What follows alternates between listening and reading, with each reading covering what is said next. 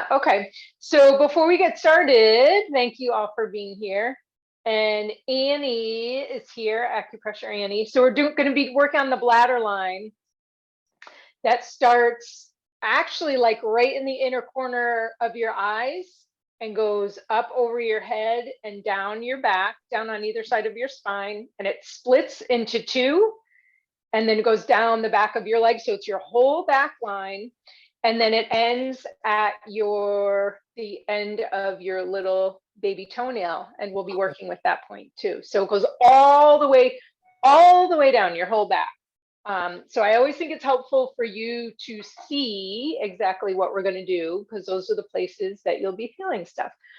And we're just going to start with an acupressure point before we do anything fancy. So, and it sort of like sets the theme for the practice. So any comfortable seat, including leaning up against a wall or sitting in a chair, and you can arrange your legs any way that's comfortable.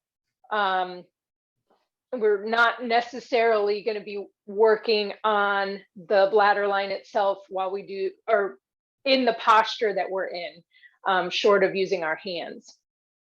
So once you think you're in a comfortable spot, the two places we're going to hold are the second bladder point and the 10th one. And I'm at some point going to turn sideways so you can see the second place.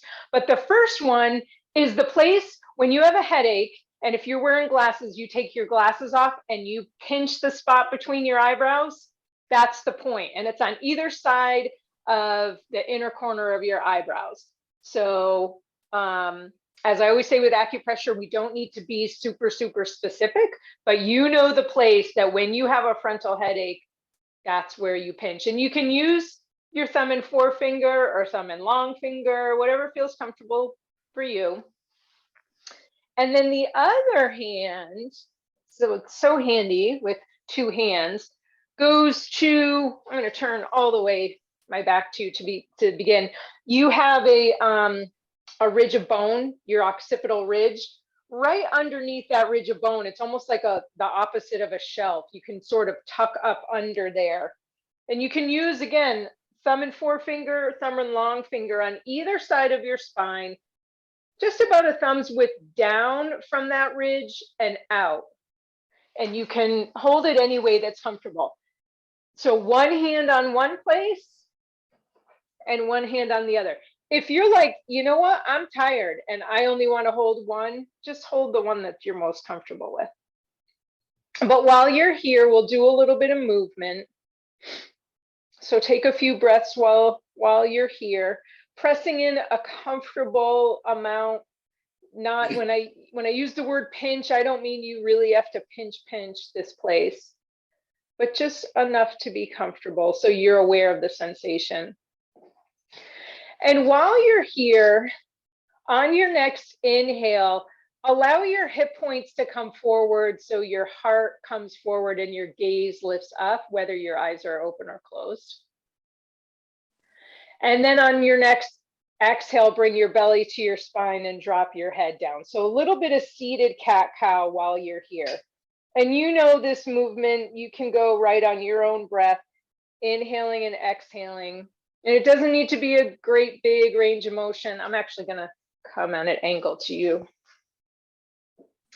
But the idea here is that these spaces, and we're just at the very top of the bladder meridian, these spaces in your spine get sort of locked up this time of the year. In the winter, you know, they're buried underneath your coat and they tend to get stiff and sticky. And we want to keep especially your upper spine moving here. So on your inhales, feel your shoulder blades come toward each other. There's a sense of opening. And on your exhale, feel your shoulder blades move away from each other as you turn inward.